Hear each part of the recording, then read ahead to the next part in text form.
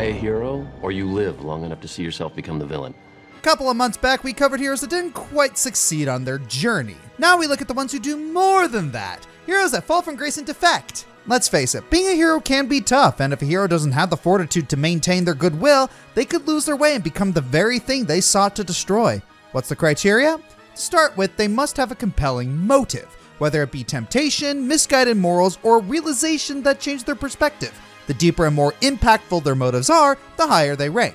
Next, how bad did they turn out in contrast to how good they were? If their actions aren't grave enough to upset their goodwill or vice versa, they rank lower than those who do. And lastly, redeemability. Higher points of these heroes can never return to their once good selves, regardless of what options are available to them. With all that addressed, let's begin with the top 10 fallen heroes.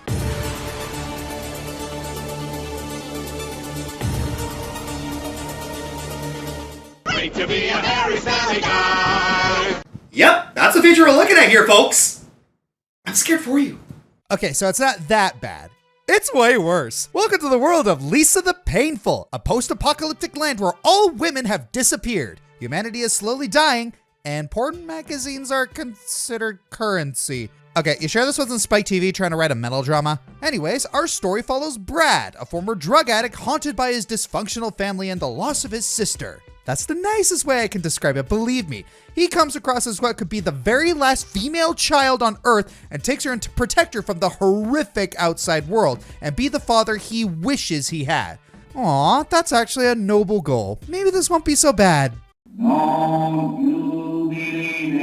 Yeah, no, Brad messes up in the worst way. His protective nature becomes overbearing and he pushes the girl, who he names Buddy, away without even knowing it. Buddy may be the planet's only hope of repopulating the Earth, but Brad will do anything to keep her safe, including stealing, murdering, or allowing party members to die for the cause. And in the end, he's become the very monster he wished to shield Buddy from. Hey, wait a minute, doesn't this sound familiar? No!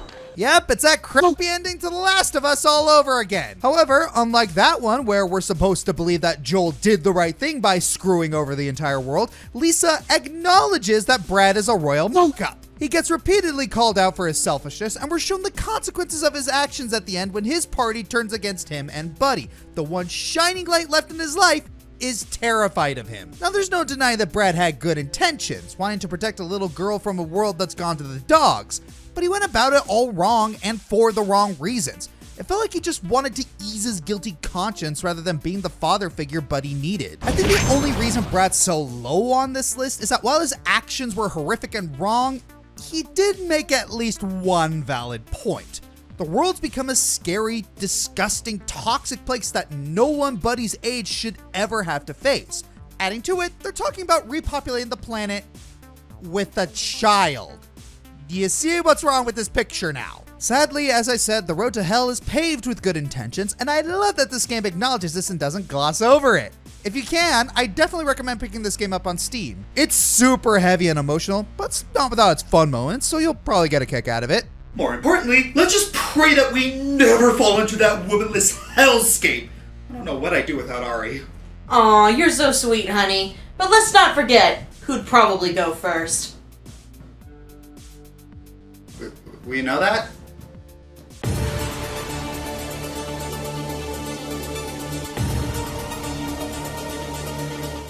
Choose your own adventure type games are no stranger to letting you pick the paths of black, white, or gray. Most of the time though, it's either a linear sequence of events or very specific scenarios set by very specific decisions. But then there are those games that put so much effort in their evil route that it completely sets its own precedence within the game. Undertale's genocide route is one such case. At first glance, Frisk seems like your typical silent protagonist who serves as the player insert that you name and play around with. But once you learn how Undertale operates, you realize Frisk isn't just any self-insert. They're literally a projection of your decisions. If you play Undertale for the first time, chances are you don't know a thing about the genocide route. Even if you kill all enemies and bosses you meet, you only get a neutral, bad ending at worst. It's not unless you thought, hey, maybe I should grind to get stronger. But then you'll start to really see what sort of mistake you made.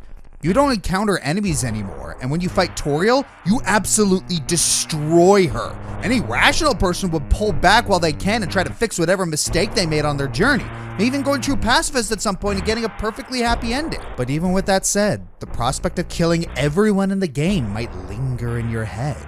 So you hit reset and go out of your way to grind, kill everyone in your path, including Papyrus. A monster! Oh god, you're a monster! As you do this, two major obstacles stand in your way.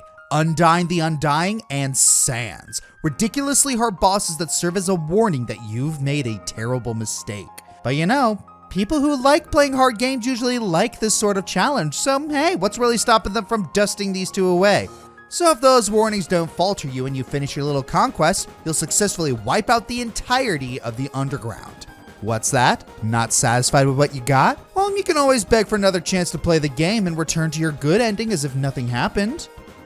Or did it? Genocide Frisk puts into perspective of how far someone would go to see what consequences their actions can bring. You can play the game normally and get a satisfying bookender, or you could throw it all away for a violent journey of self-fulfillment. The game really goes out of its way to make the route as tedious and unenjoyable as possible to tell you that you shouldn't do this, but the option is there, and all it takes is a dose of curiosity and temptation to push someone onto that path. Should you choose to finish that arduous walk, I hope you won't regret it, because once everything's gone, you're no longer in control.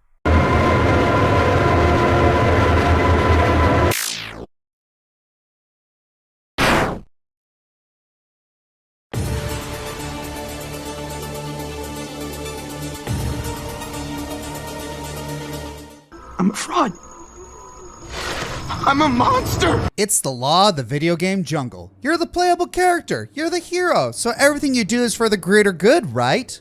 Well, that's what we wish it was like. But in the real world, trying to be the big brave hero could make it worse, especially if you're unable to listen to any logic or choice that doesn't follow your little ego trip. Unfortunately, Captain Walker from Spec Ops the Line learned this in the worst possible way. It was supposed to be a simple in-and-out mission. Fly into Dubai, look for survivors, call for an extraction team, and bail out of there. However, Walker decides to ignore orders and urges the team to press forward, hoping to find even more survivors and Conrad, a fellow soldier that saved his life once. Wow, what a brave hero, willing to go above and beyond to help those who need it most. At least, that's how it appears at first. But down the line, things increasingly grow from bad to worse. Dozens of innocent people, including fellow soldiers, are dying or dead, and all of Dubai is falling apart. And it looks like Conrad is the one pulling all the strings. But Walker isn't deterred. He can't give up now. This is something beyond his control. It's gotta be Conrad. Yeah, Conrad is the maniac causing all this. I'm the hero, right? Right? Wait a minute, Patrick. I'm the maniac! No, Conrad had nothing to do with this. Conrad had been dead the whole game. All his cryptic messages to Walker were just hallucinations. More than half the game was just an illusion. In reality, Walker wasn't helping anyone. He got all those people killed. He doomed all of Dubai while he was trapped in his own little world, convinced that everyone else was the villain. And yet, at the end of it all, Walker still has one last chance. He can surrender himself and come quietly, he can continue his bloody crusade and make things worse than they already are, or he could put an end to his suffering for good. It's really all up to the player at this point, but whatever you choose, there was never going to be a happy ending. How'd you survive all this? Who said I did? This was a horrific deconstruction of the hero complex. You'd expect such determination and courage to be a good thing, but the fact is, Walker had no business being there. He could have and should have stopped at any time and just gone home like he was ordered to. Instead, he dug himself in a deeper hole and tried to justify all his atrocities by pinning the blame on literally everyone else, including a dead man. In the end, it was never about Conrad or saving people. He was just an arrogant punk convinced he was something he's not. The truth, Walker, is that you're here because you wanted to feel like something you're not, a hero. It's dark, it's twisted, it deviates from the norm, and I love it. It was a bold move for Spec Ops to challenge the status quo for an FPS despite not being one. Unfortunately, not everyone can be the hero in their own story, and if they allow their pride to be in the driver's seat too long, they risk becoming the monster they sought to destroy. Kinda makes you think twice about picking up a controller, don't you think?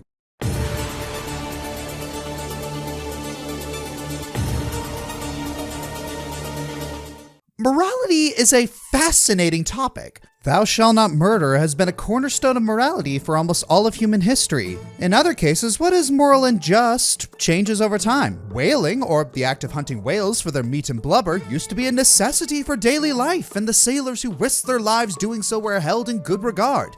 These days, whaling is outlawed in most of the world. Speaking of morality with a more ecological bent, John Bison was born in the 1820s, which coincidentally was right around the height of the whaling industry. That should give you some insight into the morality of the time. Things like overhunting and ecological preservation weren't words anyone had heard of. The only things that mattered were providing for yourself and or your family and taming the unsettled frontier. John Bison was a young man when gold fever swept the North Americas in 1852. He set out to make his fortune like so many others did at the time. Unfortunately for Bison, he decided to blow up the side of a mountain and got himself buried and flash frozen for his recklessness. Thanks to the power of video games, instead of instant death, the freeze put Bison in suspended animation, where he awoke about 150 years later after de-thawing. Mandy said that eventually he'll get future shock and he won't be able to handle the unfamiliar sights and sounds of a time 30,000 years into the future, and then eventually he'll snap and go on an uncontrollable rampage. It's hard to imagine what kind of culture shock you might experience from suddenly finding yourself 150 years in the future. Going from an age where dancing was considered of the devil to the early 2000s,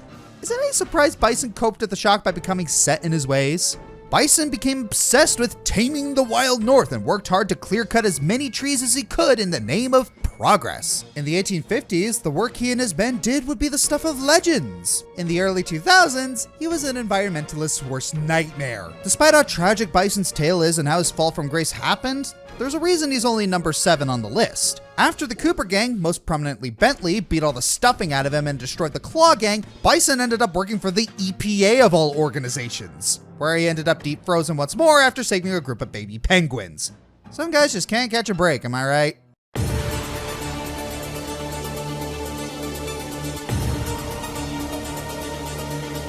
So, who wants some anime BS? Anyone? Oh, come on. I know what my audience is like. Yeah. You in the back? Yeah, you with the Evangelion t-shirt? You know who you are? You know who you are.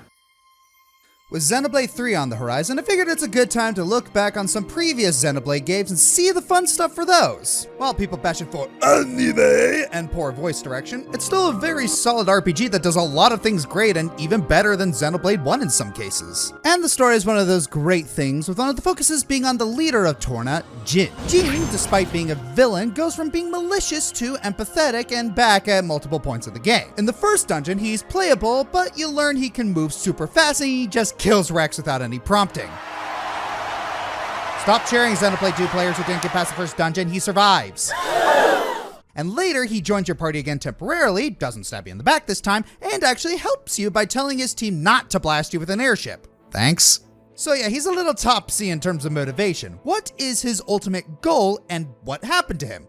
Well, to answer that, we need to go back in time 500 years! Jin originally was known as the Paragon of Torna. He was a hero alongside his driver Ornelia, who fought for their country's independence and saved villages along the way. When Ornelia died though, Jin, as all blades do, reverted back into a core crystal and had to wait for a new driver. That driver eventually came in the form of Laura, a 10-year-old girl who resonated with Jin accidentally. After Jin saved her from a mercenary who wanted to kill her to get Jin back, Laura officially became Jin's driver and the two of them traveled the world. They eventually met the hero of this time period, Adam, and his blade Mithra, and joined their group. After working together to defeat the evil Aegis Malos, Jin and Laura were caught up in an attack by Malos' driver Amalthus, who wanted to kill Mithra and Malos once and for all. This attack mortally wounds Laura. Knowing Jin is about to be returned to a core crystal, Laura is saddened that he will lose his memories of her and everything they shared. Jin, however, knew of a way to save himself. He told Laura and she agreed to it. This unfortunately required Jin to eat Laura's heart and become a blade known as a flesh eater, which will allow him to live without a driver. Oh heavens, the attack killed many Taurens who Jin had been protecting for years. It almost wiped out the entire civilization. Between this and Laura's death, Jin became apathetic towards humans as the years went on and even started to hate them. He wanted all humans and the architect who created them to die in retribution to the sins they themselves made. After having a hand reached out by Malos to him, they created the organization Torna, named after the fallen country, to kill the architect and end the world. Despite his attitude shift, Jin is more of a neutral evil if anything. He kills for the sake of his own goals and has no regrets doing so. However, he isn't above working with enemies if the situation calls for it. By the end of the game, he really doesn't hate Rex and his team, only really stopping them because they're in the way of his goal. At the very end, he sacrifices himself to kill Amalthus, who has at this point betrayed Rex after being an ally earlier. Whether he is doing this to save Rex and his friends or for revenge for Laura is anyone's guess. Either way, he dies as someone who still lives up to the hero he once was and with the convictions he's always had. He is lower because he kind of redeems himself by the end, but it doesn't lessen the impact of the deeds he did, and there are plenty of dark things he did that I did not mention. But despite that, Jin is a great example of a fallen hero, and we still have plenty of examples to go by.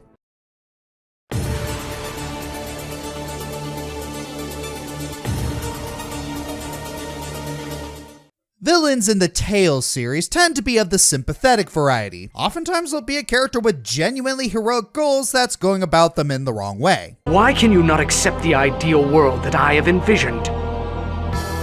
How can your world be ideal when you have killed countless innocent people? And nowhere is this more evident than with Tales of Berseria's villain, Artorias Colbrand. When the story begins, however, Artorias is the farthest thing from a villain you could think of.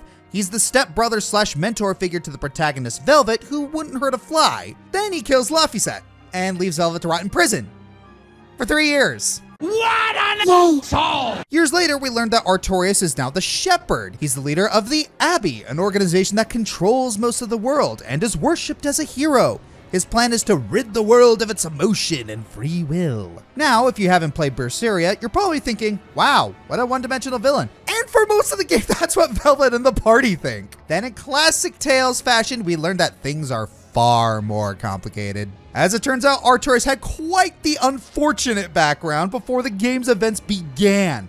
Initially depressed after his father's passing, things seemed to be looking up when he met Celica. Then his village decided to sell him out and let her die during the Scarlet Night. With all this in mind, Artorias began to suppress his emotions. He wasn't trying to take away the world's free will because he wanted to control others. He did it because he legitimately thought his actions were justified. In his mind, emotions are something that he suffered from. Why should others have to do the same? While it obviously doesn't justify his actions, he can legitimately see how he acquired his mindset and why he believes that people would be better off without feelings. What is it with JRPG villains that are trying to create worlds without emotion or existence?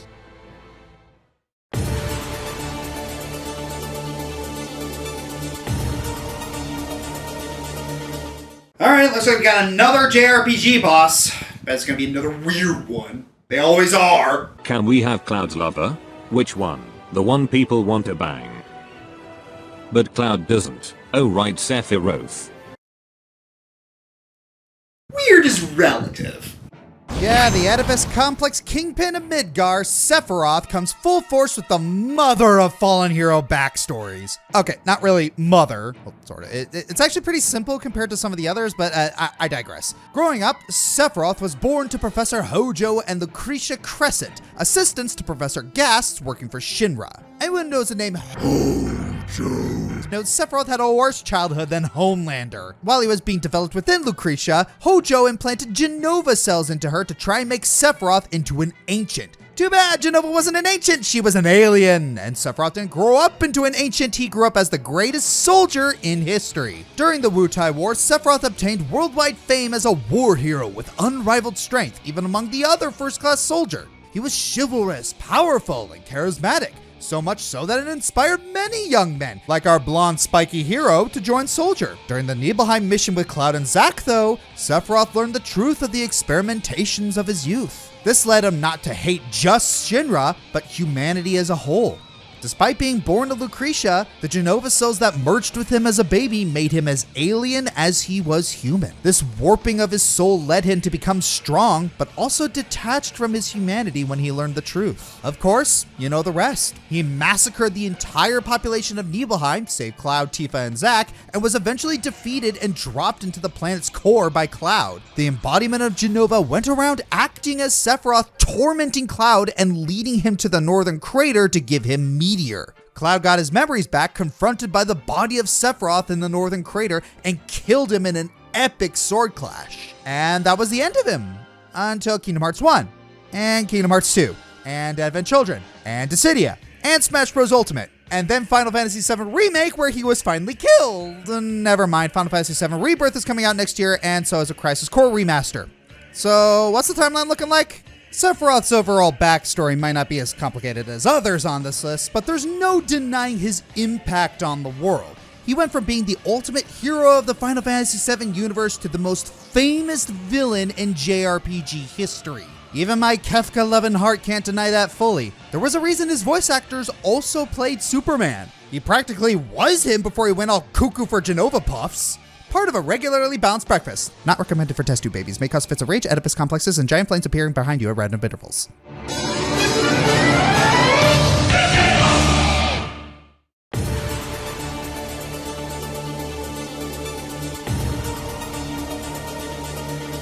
While the original Borderlands had more than enough guns, it did not have a very compelling villain. Commandant Steele just kind of barges her way into the story and barely does anything. Heck, she dies in the scene where you finally meet her in person. Borderlands 2 more than made up for Steele with the introduction of Handsome Jak. As the president of Hyperion, Jak's goal is to clean up the filth of Pandora and lead it in a new direction.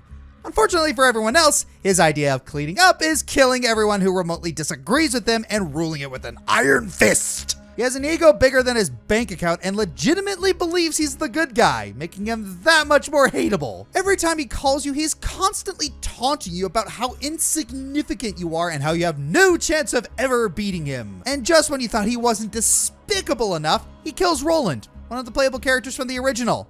Thus, it's all the more satisfying when you finally kill him and save Pandora. How in the world do you take a character like Jak and give him a sympathetic backstory? Well, you make Borderlands the pre-sequel, that's how. Said game tells the story of Jak's rise to power. When you first meet him, he's a surprisingly friendly guy with nothing but legitimately heroic motives. He's not trying to defeat the Lost Legion to make himself look good. He's doing it because he legitimately wants to save the people of Elpis. He's even willing to stay on Helios and fight all by his lonesome while the others get help. Unfortunately, his actions get harder and harder to justify as the game goes on. Him killing the Marif? Understandable. He shot Jak first when his back was turned. Wiping Felicity's brain after she had just been granted freedom? Incredibly callous, but Jak was right in that they had no time to back her up and the people of Elpis had suffered enough. Him killing the scientists because they might betray him later? That's no good. While it is true that Jak had been duped before, there's no justification for him to kill 4 innocent people. This all comes to a head when he's betrayed by the others. Talk about a self-fulfilling prophecy. That, combined with the whole vault thing, causes him to solidify his turn as Handsome Jak. Knowing all this makes his actions in 2 come across as that much worse. And that thing he said about him having to lock up Angel because she killed her mother? He was telling the truth. As revealed in Borderlands 3, she accidentally murdered her by taking control of a turret after a bandit attacked them. While Jak ultimately did use Angel as a tool to further his own goals, it didn't start out that way. And beneath all the horrible things he's done, he still legitimately believes he's a good guy. Just look at what happens if you actually let him go off on you after the final boss. See, I could have saved this planet. See, I could have actually restored order. And while Jak has no right to claim any of this, he's not completely wrong. Pandora is a horrifically dangerous wasteland. Not all of the good guys are completely heroic, and Hyperion City was one of the only safe areas to live in. In an ideal world, Jak could have been the hero he claimed to be. Just goes to show how a single bad decision can royally screw someone over.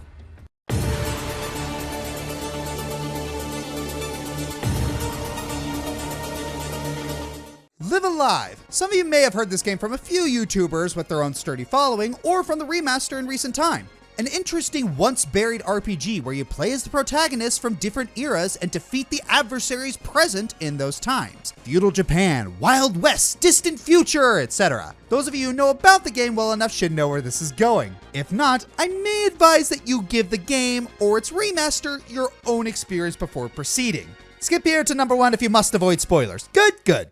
Moving on, once you've completed all of the base stories, you unlock the final one, the tale of a knight in the Middle Ages.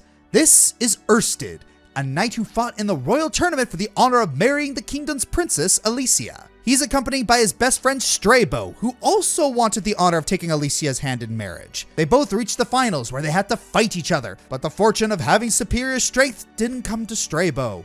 Ersted takes the victory, and the princess's love is all his. Things are turning up well for our knight. He gets to live in the castle with the love of his life, and the people of the kingdom adore him all the same. But then, conflict strikes. Alicia gets abducted by the Demon King, and Ersted was sent on a quest to rescue her, accompanied by several allies, including Stryper himself. Unfortunately, the journey they took cost Stryper his life, and Ersted, hitting a dead end, had to retreat and rest. It's then when the demon's plan is put into motion. Ersted is misguided into killing what he thinks is the Demon Lord, only for it to be his king. He was set up for treason, and everyone believes he's the demon trying to lay waste to their land. At this point, he's become a fugitive, running away from the society that began to revere him so much. It all seems so dire for our poor knight. It's not until he remembers what his fallen allies told him. As long as there's still someone out there who believes in him, he must not lose hope. And lose hope he does not. Clinging to the love he has for Alicia, he pushes onward to the Demon King's summit. There he finds Stryper. It's revealed that he's been studying the ways of the Demon King and plans to take Alicia for himself, upstaging Ersted and destroying everything he worked so hard to gain. Hold on. A knight who earns the love of the crown princess, but gets her taken away from him by a former ally who frames him for regicide. Sigurd, is that you? Of course, unlike Sigurd, you actually do get your chance to beat Not Arvis senseless and at long last claim your happy ending. Alicia comes out of hiding and expresses her disdain for Ersted's negligence. She's more grateful for Stryper for coming to her rescue, and now that he's dead...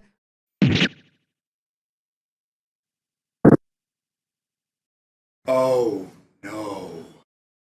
The one person Ersted still held hope for lost faith in him. Having no one left to turn to and nothing left to believe in, the pressure finally sank into Ersted's mind and he snapped. The once noble and beloved hero has now submitted himself to this new destiny as the Demon King.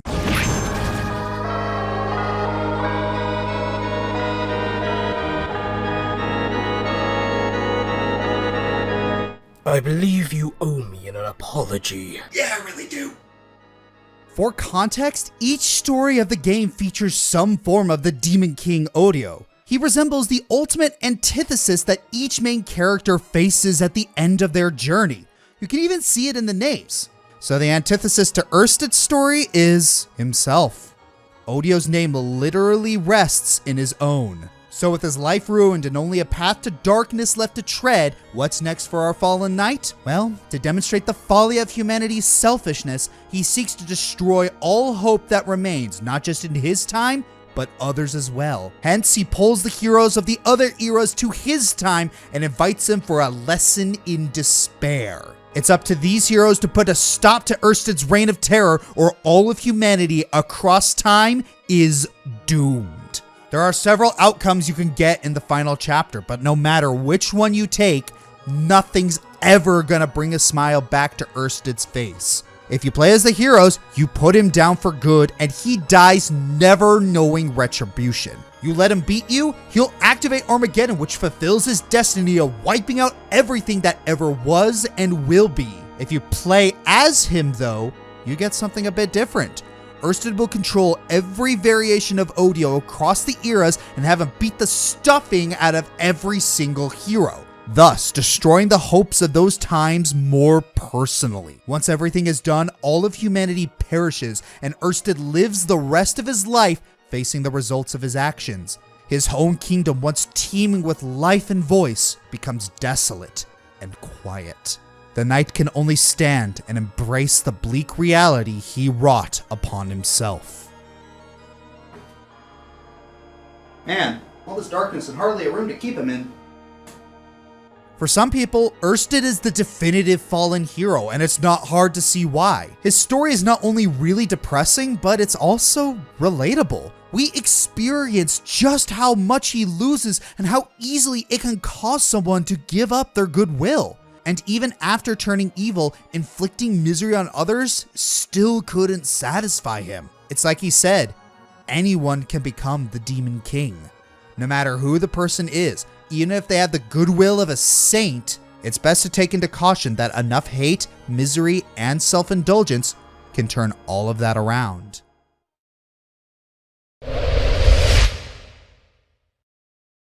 Wheatley from Portal 2. He didn't know that plugging himself in would turn him into GLaDOS, but still a moron. Aiden from Diablo. Surely there was a better way to contain Diablo than shoving it into your head. Xehanort, Kingdom Hearts Birthright Sleep. We're all Xehanort, and literally the cause of every problem. Siegfried, Soul Calibur. Why do people look at the sword with eyeballs and think it's totally safe? Same reason Patroclus let the pretty sword lady tell him to kill his sister. Because good is dumb. Dr. Octopus and Superman. Don't get me wrong, both their fallen hero stories are fantastically written, but they both suffer from the same problem. Feels like the comic books gave them a bit of a crutch.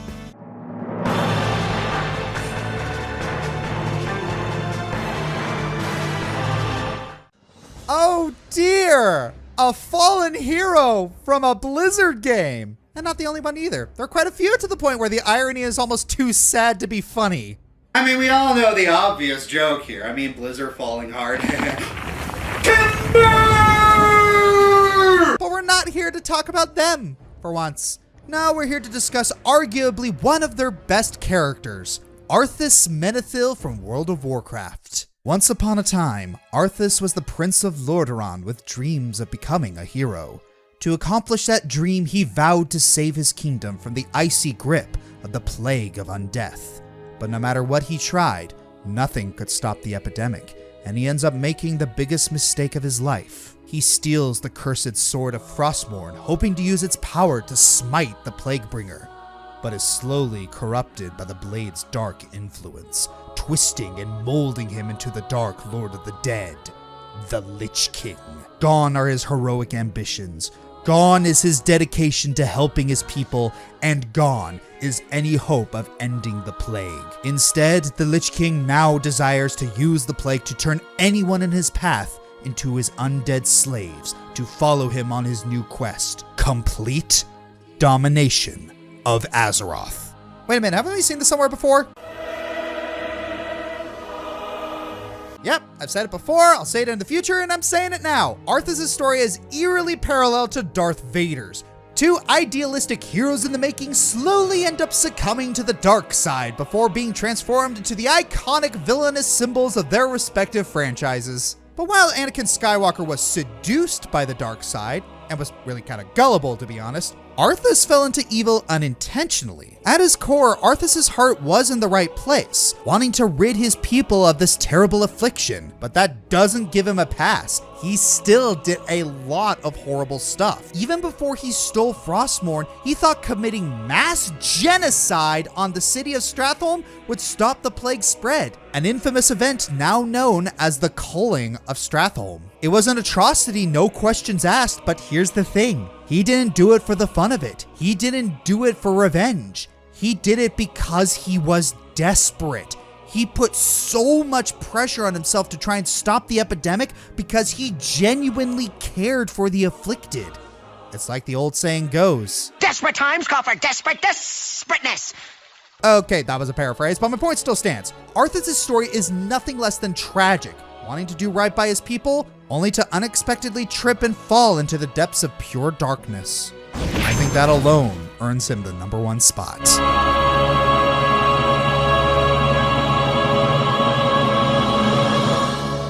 I'm Josh Scorcher, and poor Square Enix, you fell too. Cut!